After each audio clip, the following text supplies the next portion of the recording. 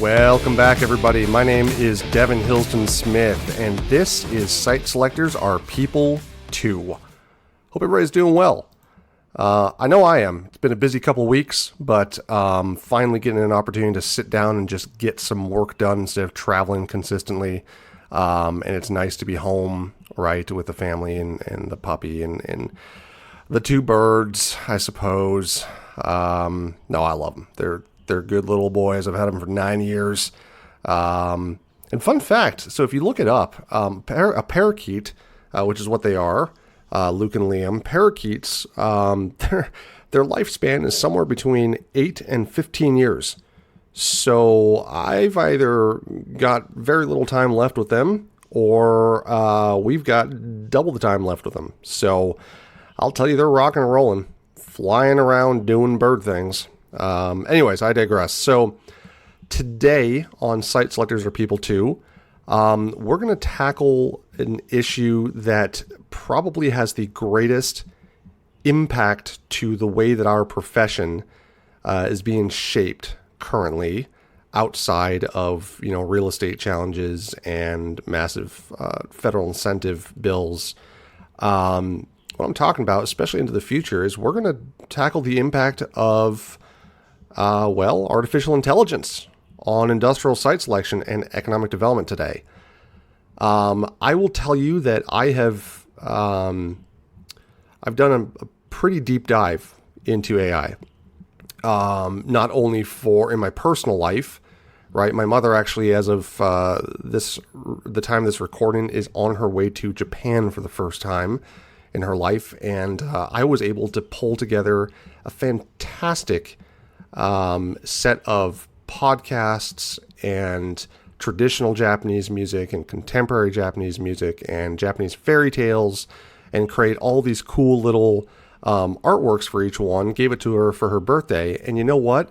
For somebody who doesn't have any insight into traditional Japanese music, modern Japanese music, Japanese podcasts, Japanese fairy tales, I found artificial intelligence to be extremely helpful. Very simple to use. But this is only scratching the surface, right? That's effectively doing some research for you, digging deep into the broad knowledge base of the internet and pulling something together in pretty rapid fashion in a very organized manner. Now, that's something that's obviously of benefit as we're conducting our business day-to-day in site selection and economic development. But the other area that I've really dug into is trying to determine whether or not there's a deeper use case for AI. When it comes to, especially on the site selection side of things, when it comes to analyzing vast amount of data to help make informed decisions. Now, I'll tell you this, it has been fascinating. It's been useful. I will tell you that the number one thing that I have taken away from using AI in my work has been, it's allowed me to think a little differently, right? AI is not going to, at least in the short term, is not going to replace anybody. I don't think it's going to in the long term either, nor is it going to be able to just do our jobs for us. But I think it helps provide some shortcuts, makes you more efficient. That's part of what we're going to get into today. So for those of you that have not done a dive into AI, artificial intelligence refers to the ability of machines or software to perform tasks that typically require human intelligence, right? So pulling together what I said from my mother, right, for the podcast and the music and the fairy tales, I was able to utilize AI to perform a task that typically required intelligence and actual significant input by a human. In site selection, AI algorithms have the potential, and they already can, analyze vast amount of data to make informed decisions, like I said earlier. AI refers to the ability of machines to perform tasks such as learning, reasoning, and decision-making to an extent. So currently, I think there was I know there was a report that came out from the Site Selectors Guild, and I can't remember what the percentage was. I think it was most folks agreed that like 60% of site selectors are not truly using AI. I think that's a missed opportunity if that's accurate. I think today a current use, right, a couple of current uses would be data analysis, geographic information systems, so GIS, predictive analysis, feasibility analysis, data mining, right? We can increasingly leverage AI tools to streamline our processes, enhance the accuracy of our answers, expedite decision making. And I also think that it does a fantastic job at helping to eliminate just natural biases as you're going through data. So for data analysis, right, AI algorithms it's large language modeling, right? I got that term completely wrong, right? Because I'm not a technical guy, but AI algorithms have the ability to analyze vast data sets, including market trends, infrastructure availability, consumer behavior, traffic behavior, right? And then you can use GIS to integrate spatial data with AI, enhancing site evaluations as well. So GIS, it allows for a better evaluation of, like I said, of sites themselves, right? When you can find a way to integrate AI into your typical GIS systems and force AI to process vast amounts of data, again, that makes you more efficient. There's also the predictive analysis, right? AI models can predict site suitability, market demands, potential risks. There's the feasibility analysis. You can automate, to an extent, the site selection process by providing high precision digital tools for selecting optimal sites. You can incorporate factors like transportation networks, utility access, and environmental impact, right? All of these can be considered and more. But to me, the greatest use of AI is data mining, right? The analyses, I still think, from my experience digging into AI, I don't think it's there quite yet, right? I think it's good at identifying information. Like I just said, mining data. I think it can identify hidden patterns and trends in large data sets. And that can give site selectors and economic developers a competitive edge. So currently, if you're looking at how AI interacts with our industry, I think the current use is mostly around data access and identifying hidden patterns and trends in large data sets to allow us to focus in on where the art and the science meet, right? To do our analyses, to build our models. So that's just a little introduction to AI, right? And we all know some of the more popular tools, right? You've got ChatGPT, which I now think is on 4.0, which is supposed to be a much more natural speaking, more accessible type of AI. You've got Copilot by Microsoft. You've got, what is Elon Musk's, is it Gronk, I think, or Grok? And there's hundreds and thousands more iterations. What you're typically looking for is an AI tool that is built off of whichever model you trust most. For most people, that's ChatGPT. And you're looking for a tool that then specializes in what you are trying to accomplish, right? And you're also hopefully looking for a free tool. I personally enjoy digging in when I'm trying to produce models in Excel. There's a couple of fantastic tools, which, by the way, I've realized after going back and listening, I use the term fantastic a lot on this. I think in my daily life, I hardly ever use that word. So it's interesting, right? How your mind shifts as you're doing something different. Right? I'm sitting here basically talking to a screen, talking to a wall. And for some reason, the word fantastic seems to be my go-to. So could be worse, I suppose. So I'd recommend that you dig in to a couple different tools. There's ExcelBot, which is designed to streamline your work in both Excel and Google Sheets. There's Julius, which excels in data analysis by seamlessly reading and interpreting Excel sheets, Google Sheets, CSV files. There's Sheet AI, there's Prompt Loop, there's Neural Formula.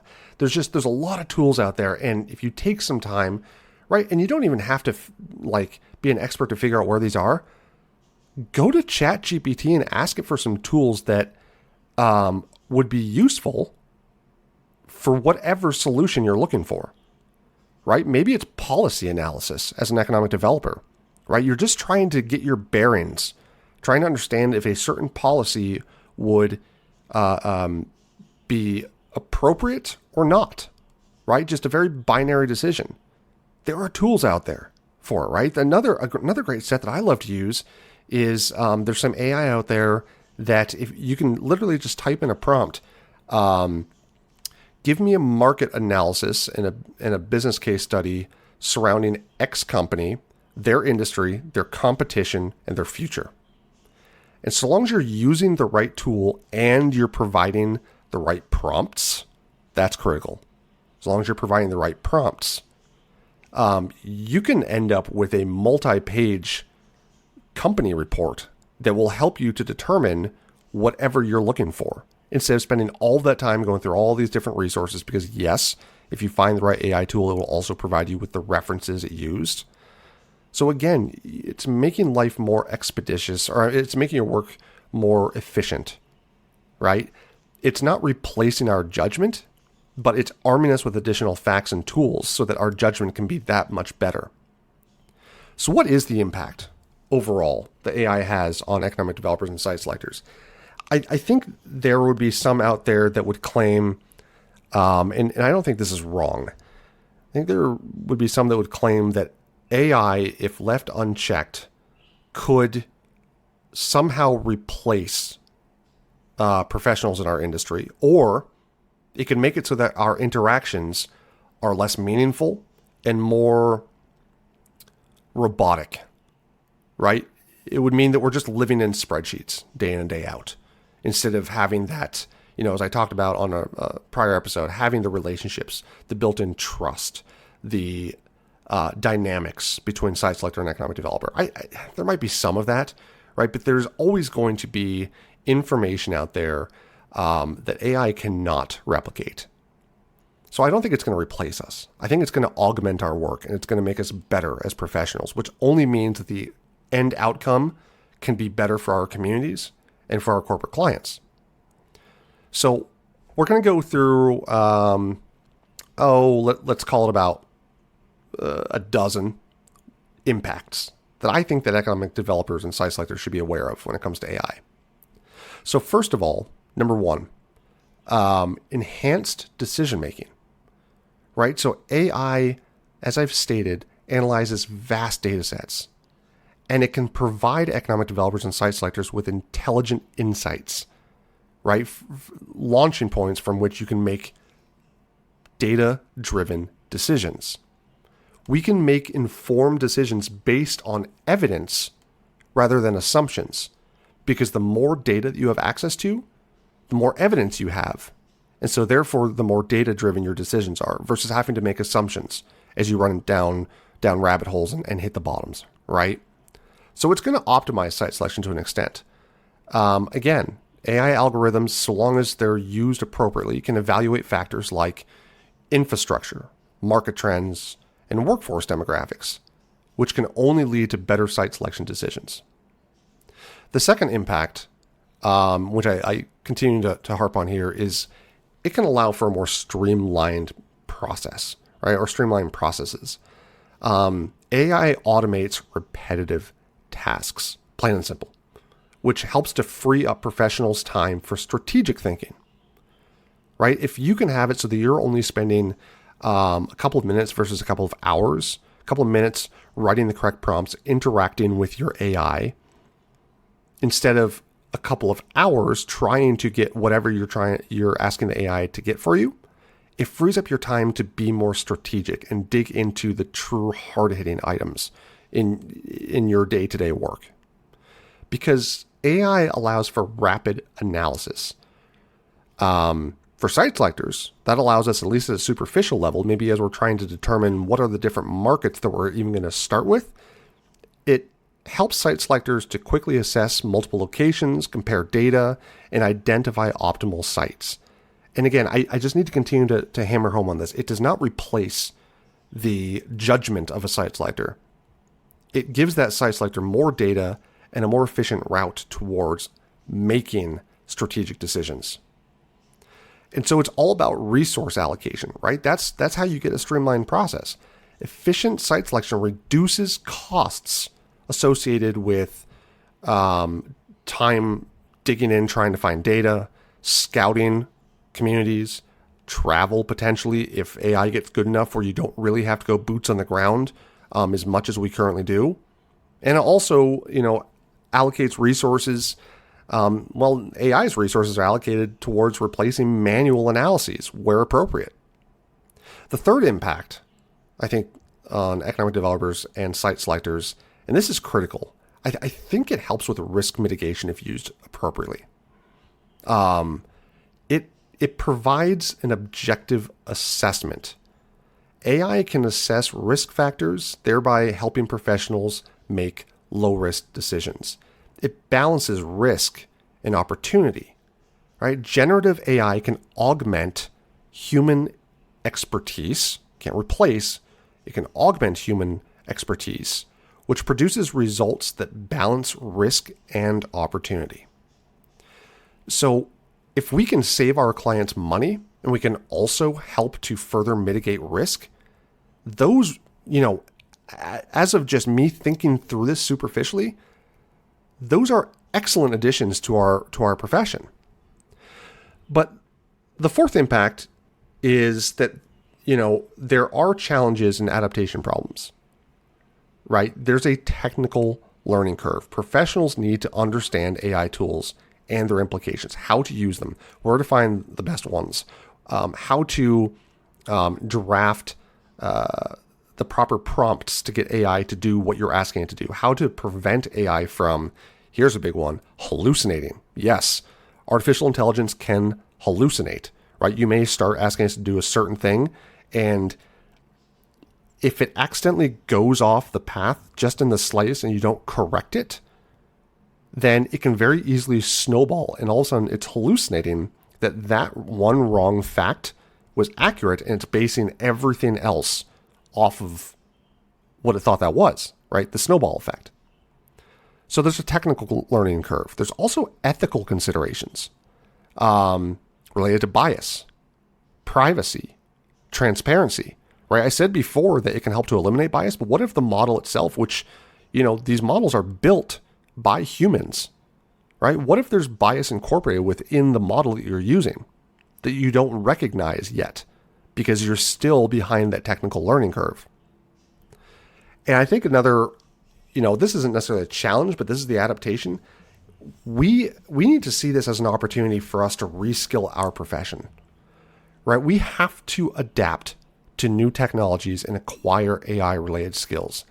Because if you continue to sit back and say, this is ridiculous, it's never going to replace us, I can do this so much better than some computer can, it's wrong, those folks in Silicon Valley, they're all, liberals who are trying to push, I've heard it all, right? But if you continue to sit on your hands or cross your arms and say, no, I don't need to do this, you're going to fall behind, right? Economic developers have to talk about other professions, right, that need to be ready for reskilling. For example, as platooning with semi-trucks become more and more automated and there's more autonomous features associated, someday, if we continue down this path, there are going to be less and less, there's going to be a smaller and smaller demand for semi-truck drivers. And so economic developers say, well, then we just make sure they're reskilled and they can go and do something else and put themselves to good use. Or, hey, those folks that are working in fast food service, right? We can reskill them to get them into warehouses and be making a more stable pay, right? We always talk about how there's upskilling and reskilling in our communities, but we have to remember that applies to ourselves as well. A fifth impact of AI is that I think it allows for a more collaborative approach, right? Interdisciplinary teams, for example. AI encourages collaboration across fields. Data scientists, urban planners, economists, policymakers, all working together if the proper platform and model is being used to bring everybody together. But that means that professionals combine AI insights with domain expertise to create holistic solutions for economic development. So you can almost look at AI in this regard as a platform upon which interdisciplinary teams can operate and become more collaborative, right? You can take the insights learned and provided by various subject matter experts, and one person, the collaborator, the integrator, who doesn't have background or expertise in data science or urban planning or economics, they can, by utilizing AI, can find patterns and create a broader picture by properly applying models to the information provided by other members of their interdisciplinary team, which again results in holistic solutions. So the sixth impact, and this is, I love this one. AI allows us to compete a little more intelligently. Economic developers can use AI to analyze data on, for example, competing regions or cities. AI algorithms can consider factors like infrastructure, tax incentives, workforce availability, and then help to recommend to the economic developers competitive strategies for attracting businesses. So when I was an economic developer, the number one thing we always wanted to know was, who are we competing against? If we know who we're competing against, we can very easily try to determine what their 10-year cost is going to be compared to ours, can look for their weaknesses and their strengths to help tailor our proposals to the prospect, right? But there was so much going on. And of course, because you were representing your own community, there was a lot of bias involved as well.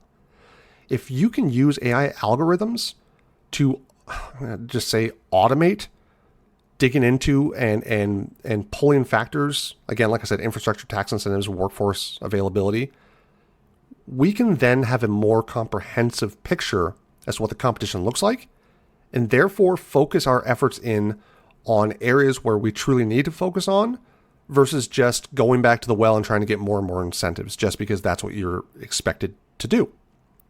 Site selectors can also leverage AI to compete more intelligently. We can use AI to assess, kind of on the flip side, assess multiple potential sites simultaneously. AI-driven insights help us to compete effectively for our clients by identifying optimal locations based on specific criteria, but also weeding out some of the fluff and allowing us to get to the crux of the matter, right? If we feed into an AI model all of the different inputs and key factors of influence that matter for our client and their project, so long as that AI model has been trained properly, you can then tell it some markets that you want to analyze those factors against. And I actually have done this before. The end result, it's not final. It's not worthy of giving to a client, but the end result is always, it always opens my eyes to something that we hadn't found before. And so it makes our judgment and our analyses that much better. It makes us be able to compete more intelligently. The seventh impact is that it helps us to bid more intelligently. So economic developers, when bidding for a major industrial site selection project, can use AI, right? Building off of the competing intelligently that we just talked about, we can use AI to optimize our proposals. We can use AI algorithms to analyze historical data, market trends, and competitor bids to tailor compelling offers that hit the nail on the head a little bit more, instead of us always trying to guess what the prospect is looking for. It also helps economic development agencies bid intelligently by considering factors like land availability, transportation networks, utility costs, right? You can be more intelligent about how you put forth your bid or your proposal if you have a better understanding of various factors within your community.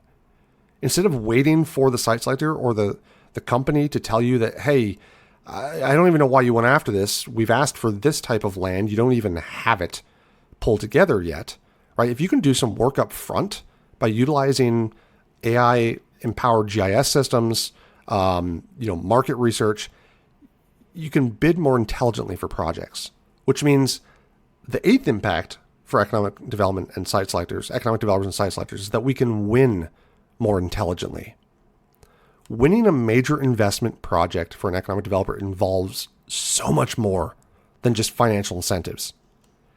And again, so long as you're using properly trained AI algorithms and models, AI can assist economic developers in understanding the holistic needs of prospects, right? Instead of just throwing more and more and more job creation tax credits at a prospect, what if you're not actually addressing an issue for them anymore? What if you're going way too far down the rabbit hole on something because that's just the way that you get more money on the table, right? What if you really took a step back and utilized some AI to dig in deep?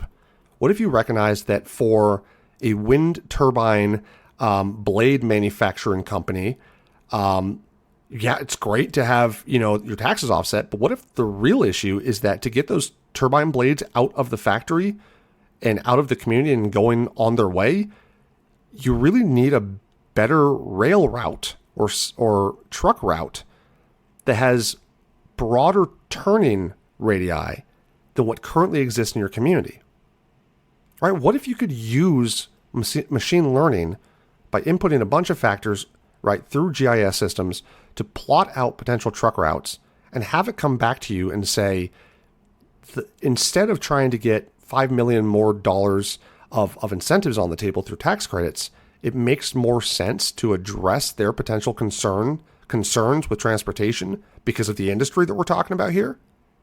How much more impactful would that be? Therefore, when you win, you're winning more intelligently and you're addressing issues that would inevitably arise.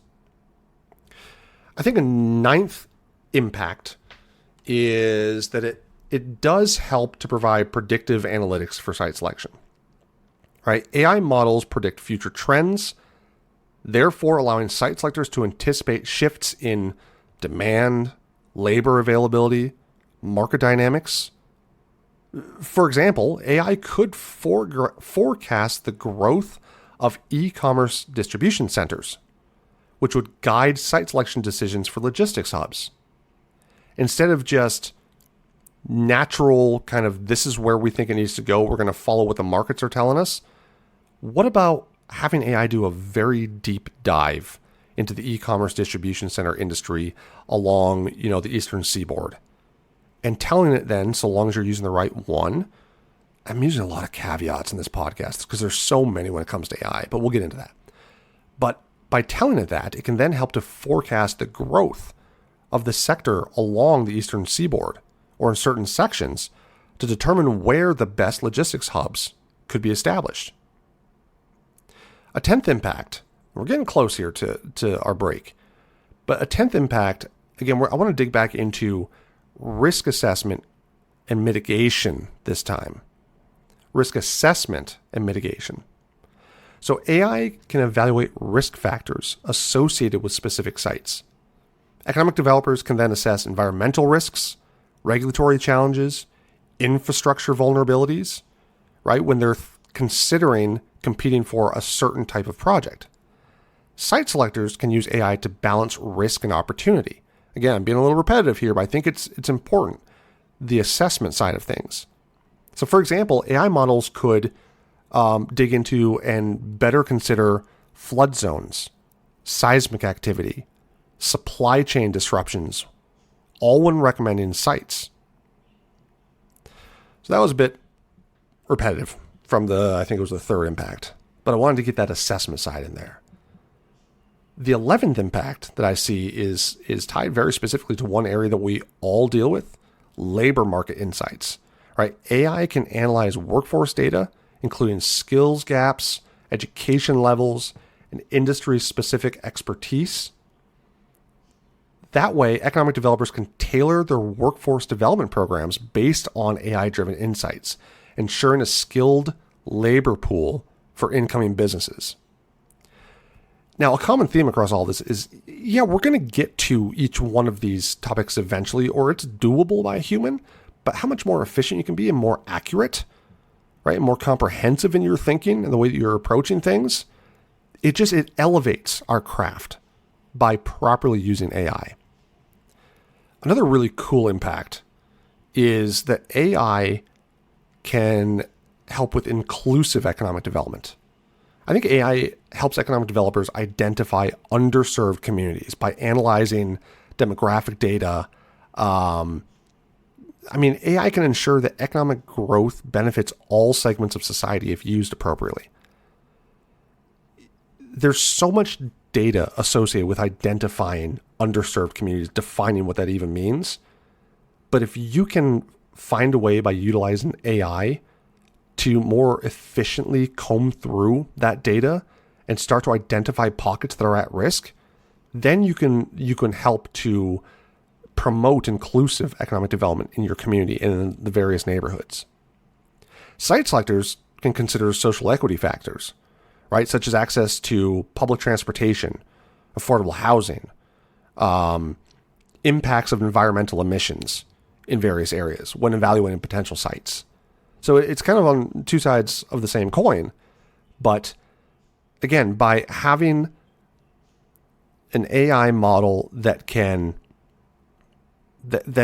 process vast amounts of data, you can be more intentional about your actions and your decisions. And the 13th impact, or I guess this isn't even an impact. So yeah, I said a dozen, right? The future outlook for AI. I think it's going to get smarter. It is going to get smarter and smarter as it goes on, right? Because it's learning the more that we feed it. And that's the whole scary, is HAL gonna shut down the spaceship, right? Because it's become aware. By the way, a quick aside to my reference there, HAL being HAL 9000, right, is the main antagonist in A Space Odyssey. So if you didn't pick up on that, great book, fantastic film. And we're going to end with this. I'm sorry, Dave. I'm afraid I can't do that. Talk to you in a second. We're going to a break.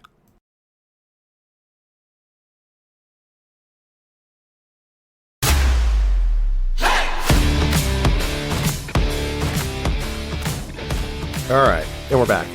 So something I'm gonna just make sure is abundantly clear here for those of you that are listening that are experts in the world of artificial intelligence.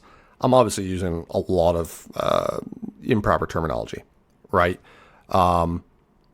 Instead of trying to pretend like I know what I'm talking about, I would love to hear from folks that are listening to this and going, Devin, you're talking about AI algorithms, you're talking about AI models. You said large learning, however, whatever I said before, right? You got this wrong, you got that. Tell me, give me some feedback. Let me know where I had it wrong, or maybe just broader themes where you think I've got this wrong, right? We're living in the middle of this transition. And you can tell, I am doing my best to dive into it and better understand it. I think I'm to the point where I'm using it more than I am studying it, which is probably dangerous there in and of itself. But for any episode, if you catch that I've said something that you don't agree with or you think is wrong, please let me know. If I get enough of those, I might set up, do the whole professional podcaster thing and set up an email address. I'm not to that point yet. You can either find me on LinkedIn or on Facebook, right?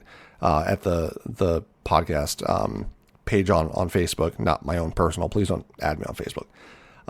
But if I've gotten something wrong, I do not have enough of an ego that I would be offended if you told me. So I'd love to hear some feedback on this. because I'd love to incorporate it in future episodes to correct where I think I was wrong in something I said. So I ended before the break with the famous quote from A Space Odyssey, "I'm sorry, Dave. I'm afraid I can't do that."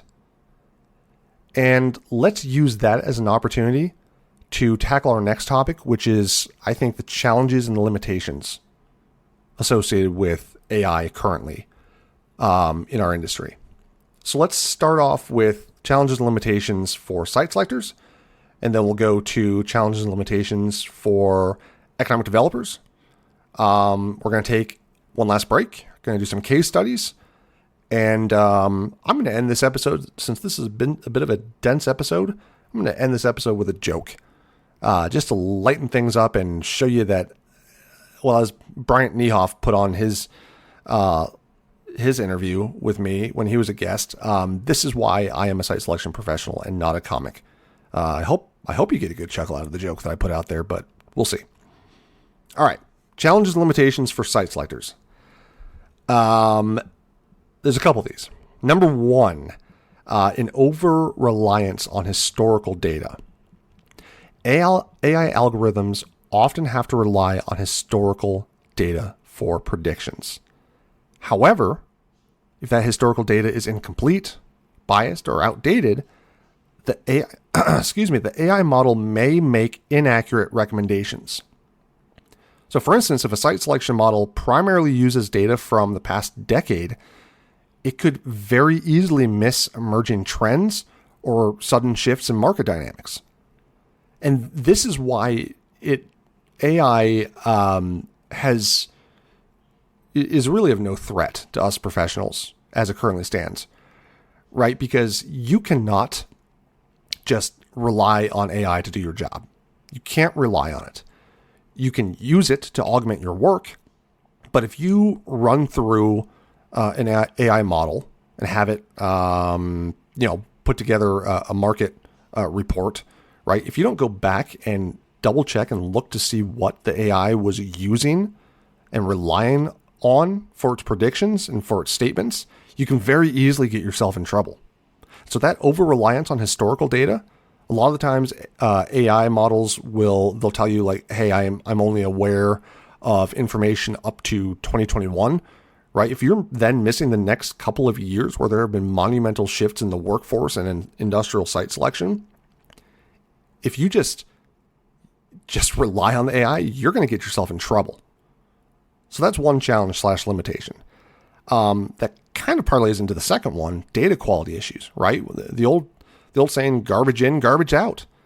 So if the input data or the prompt is fed to the AI model if it's noisy, if it's inconsistent, or if it contains errors, the AI model's output is going to be compromised.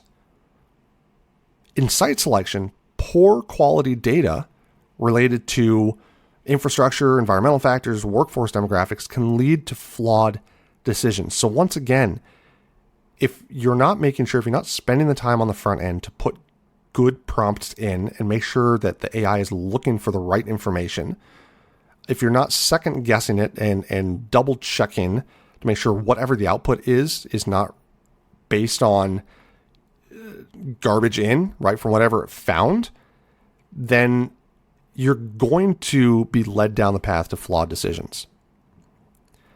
A third challenge or limitation for site selectors, AI lacks true contextual understanding. It processes, I think I've got this right, it processes data based on patterns, but it doesn't grasp the nuances of local culture, for example, or community dynamics, or regulatory intricacies. Site selection decisions often then require human judgment that considers qualitative factors beyond the raw data. And that's where economic developers, as I've stated in the past, come in, the qualitative side, right? But as a site selector, you have to know the right questions to ask. You have to know the right areas to focus in on to make sure that you have true contextual understanding that AI is not going to give you. And right there, I think that's part of the reason why we're never going to get to the point where we're not actually working with each other anymore, right? There's always going to be information, up-to-date information, information that is not available publicly, that is critical for a decision-making point. And the only way to uncover that information is by having a relationship, having trust, and working with each other. A fourth challenge is, and I've referenced this before, there are ethical and bias concerns surrounding AI models right now. AI models can inadvertently perpetuate biases present in historical data. So, for example, if past site selections were biased towards certain demographics, the AI may unintentionally reinforce those biases. So, ensuring fairness and equity in site selection is always going to require human oversight. I personally don't see how we get to a point where AI can legislate or how it can provide ethical recommendations or considerations. I think that's too human in nature. Ethics and policymaking or legislating. So if you're not careful, there are going to be biases that creep up into whatever analysis you have AI performing for you, which presents ethical issues for a site selector as they're serving as the consultant to their client. A fifth challenge is that site selection involves multifaceted interdependencies, right? Economic considerations, environmental, social, political. Even though AI models are great at dealing with vast amounts of data, they do struggle to capture these complex relationships between data points comprehensively. So, for example, an AI model might recommend a site based solely on cost savings without considering long-term environmental impact or workforce availability. If you don't train it appropriately, if you rely too much on it as a site selector, you're going to miss out on a lot of considerations. AI models also operate within predefined parameters. So unexpected external events such as natural disasters, economic shocks, regulatory changes can disrupt those assumptions. So for instance, the COVID-19 pandemic, that dramatically altered demand patterns and supply chain dynamics, which for a while rendered most AI-based site selection models obsolete, plain and simple. So let's pivot over to challenges and limitations for economic developers when it comes to AI. First of all, we've got reputational risks. The challenge here is that economic development professionals work to attract businesses and investments to their regions, right? The harm is that if AI algorithms make incorrect predictions or recommendations, it could harm the reputation of economic development agencies, which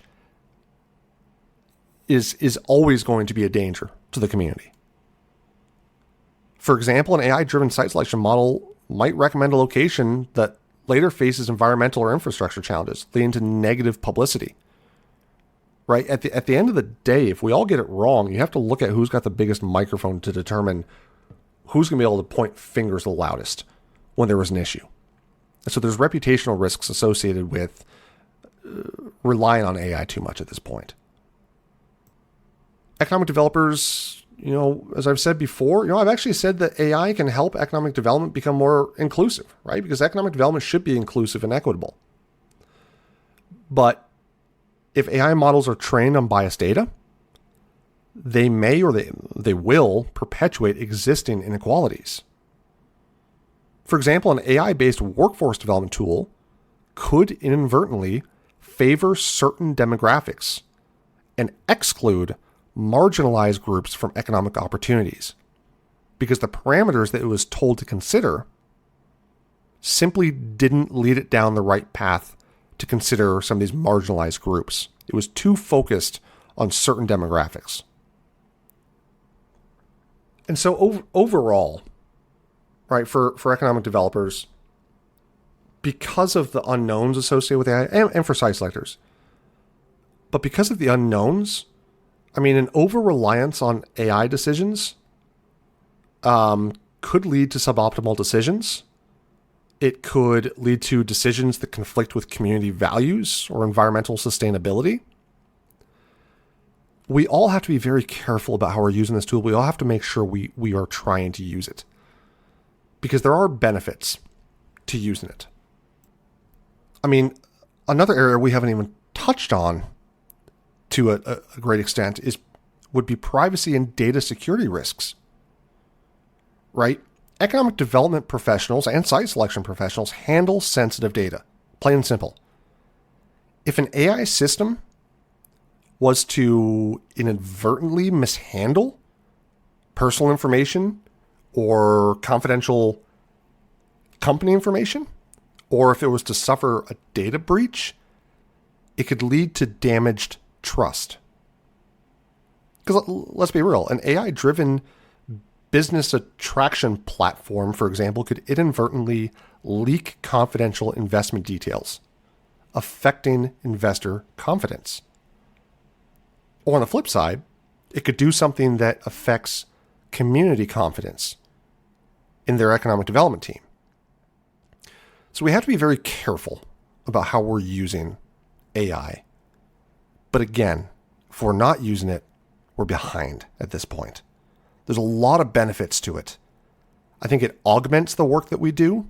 It doesn't replace it. And please, if you take anything away from this podcast today, know that it is never going to replace those strong relationships built on trust between economic development professionals and site selection professionals. So when we come back, I've just noticed we're already kind of at 47 minutes. We're going to tell one case study, and we're going to wrap this episode. After my joke, of course. See you in a sec.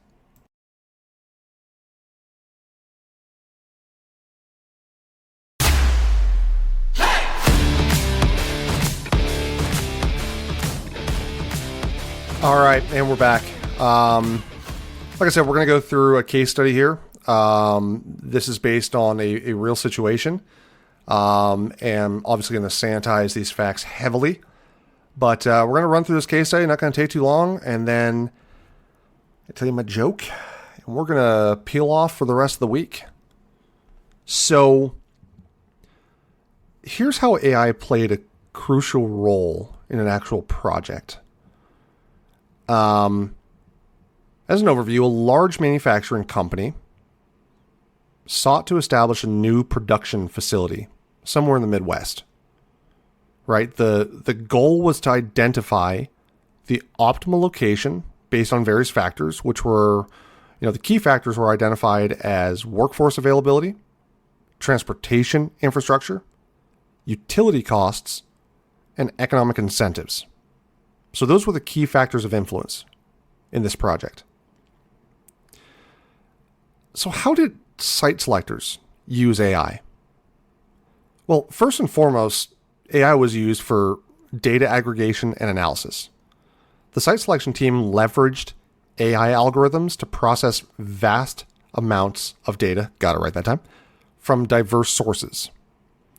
The AI tools they deployed aggregated information on labor force demographics, on transportation networks, both the quality and accessibility of, utility, availability, reliability, even down to historical reviews of rate structures, and environmental factors, prevailing winds, because this manufacturing company's new production facility was going to have smokestacks, right? So prevailing winds, and because what they were producing required little to no vibrations, it also helped to comb through a lot of data to help pinpoint the right area to mitigate vibrational risks.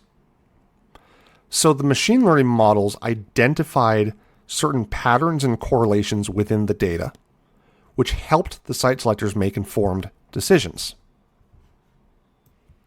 The other way that AI was deployed was there was some predictive modeling done. Now, I can tell you the amount of inputs and data and management of the AI models up front were rigorous to allow for any sort of predictive modeling to be done. But by properly managing the AI, the site selectors were able to use it to predict future economic trends in the markets that they were looking at, population growths, infrastructure development, because the AI was able to comb through a ridiculous amount of transportation office and fiscal office meeting minutes and predict out infrastructure development. It also allowed site selectors to assess the long-term viability of potential sites, not only from population and infrastructure and economic trends, but also from the perspective of political stability, from the perspective of growth in the community, especially when it came to how many other industrial sites were likely to be developed based on historical trends and current availability of land. So the team was able to use predictive modeling when they were advising their client. They were also able to utilize AI for risk assessment.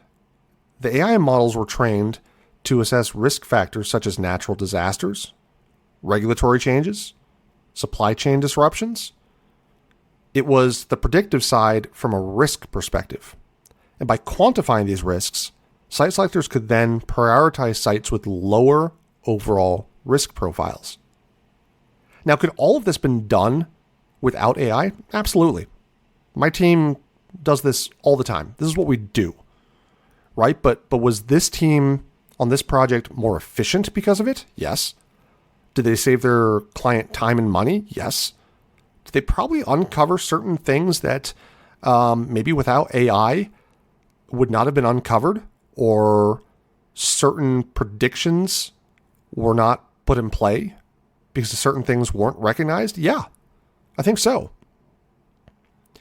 So on the flip side, as site selectors were kind of holed up in their ivory tower and using AI to process vast amounts of data and do predictive modeling and risk assessment, how were economic developers using AI? Well, in this case, the number one way the economic developers, at least in one community, were able to optimize or to use AI was through incentive optimization. So economic developers collaborate with the site selectors to understand what mattered most for incentive packages, or where were the pain points for the client. And so by using AI algorithms, they were able to evaluate the impact of tax breaks, grants, infrastructure development, site readiness, and how all of those impacted the company's bottom line and impacted the company's risk profile. And these economic developers, they were effectively able to fine-tune their incentive proposal based on AI-driven cost-benefit analyses, right? Incentive optimization is an efficient way of conducting a cost-benefit analysis for any given incentive. So I can tell you that this community did not put everything out on the table. They did not put everything out on the table. But what they did was they honed in on the pressure points and the pain points that the client was concerned about, and they were able to properly address them through intentional and smart, finely tuned incentive offerings. They did include some infrastructure planning. So AI helped the economic developers identify infrastructure gaps based on the company's needs. It helped them to analyze transportation networks, utility capacities, broadband availability. So they were able to ensure that the chosen site could indeed support the company's operations. And where they found the gaps, that's where they were able to go back to the drawing table on optimizing their incentive package to make sure that there was maximum return for any dollar they were throwing into the deal. And the final way that economic developers used AI on this front, because as I mentioned, there's smokestacks associated with this project, and it's a manufacturing project, and big heavy industry doesn't belong everywhere. But the economic developers were able to gut check themselves and use AI-powered sentiment analysis to assess community sentiments towards a project like this.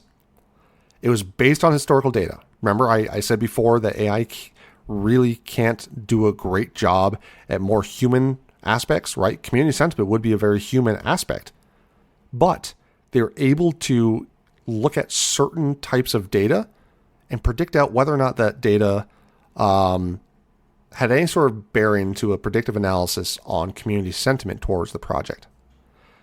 And the nice thing is, the economic developers in this case, they were able to use the information to tailor their community's strategies and address concerns effectively. The first site that was proposed didn't end up being the site because of historical issues associated with community sentiment. And quite frankly, then the economic developers realized this is not the best location for this project for our community.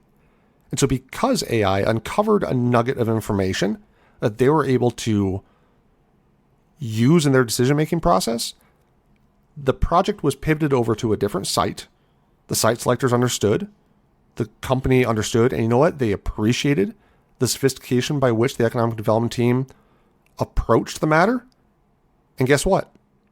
The combined efforts of the site selectors and the economic developers, augmented by AI, led to a successful outcome. That community that was really leaning in on AI, they won the project.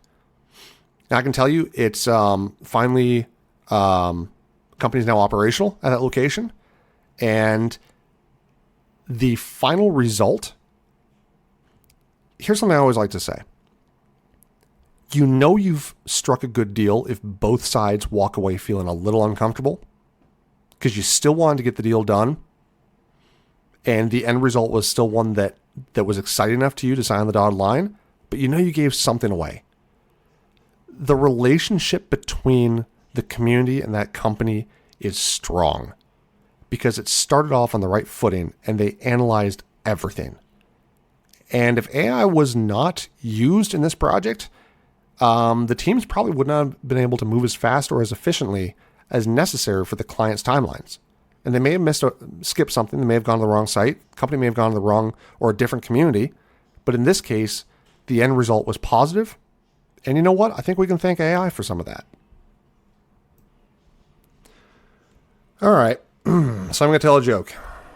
And to keep in theme with this episode, it's going to be about AI. So, a man creates the smartest AI possible, and presents it to the United Nations, boasting it can solve any problem. Oh yeah? So the President of the United States? Okay. How do we solve poverty? Calculating, said the AI. Moments later, printing out a sheet of paper for the UN to read. Leaders from all over the world applied the proposals on the paper. In a month, everyone starts living better lives. Impressed, they called for the AI's assistance again and asked, how do we create world peace? Calculating, said the AI, and same as before, printed a sheet of paper. Leaders applied the writings, and in a month, all wars and conflicts stopped. Everybody hated guns now, and the world's full of love. On the next UN gathering, curious about the purpose of life, they asked the AI, is there a God? Calculating, said the AI. This time, though, it didn't give a response immediately. In fact, it took a whole day of processing before finally printing out a paper saying, insufficient resources. Need more for the computation. Okay, we'll help out, said the leaders of the United States. And they provided the AI with all of the advanced technology America can offer. Then they asked the same question again. Calculating, responded the AI. But still it responded. Insufficient resources. Still need more for computation. Okay, we'll pitch in, said the other leaders of the world, providing their tech and networks to the AI. After the upgrade, the world leaders asked to the AI again, is there a God? The AI responded, there is now. All right. I thought that was pretty good. And the other interesting thing for me to highlight now at the end of this podcast is for the first time, I had mentioned before that I have used a bit of AI to help me get off the ground running with this podcast and kind of get my thoughts going. But we can thank AI for this podcast today. I typed in exactly what I wanted to go through, and it pumped out, we call a crib sheet or an abbreviated script, and that's exactly what I followed. So everything you just listened to was based on the recommendations of ChatGPT. It was a little clunky, I think, at times. It reiterated and repeated some things.